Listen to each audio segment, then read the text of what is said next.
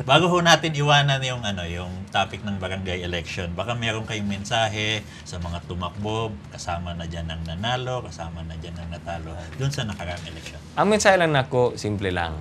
Ang eleksyon lumalabay lang na. Ang kinagapuhan diri sa atong demokrasya, sa atong system of government is kada tulog ka tuig natay eleksyon. So kung midawg ka, nakalusot ka, dili permanente ang imong posisyon. So importante na una-una nato na nata sa katungdanan para magserbisyo kita.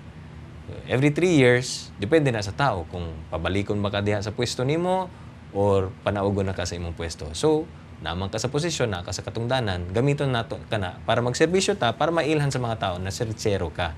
Katong wala nakalusot, dili pa ni ang katapusan sa kalibutan. Dili ba? So, every 3 years man ang eleksyon, atong ipakita kung sincero gyud ta na tabang ta, magserbisyo ta, wala man ta manginihanan og posisyon para makaserbisyo kita sa katawhan.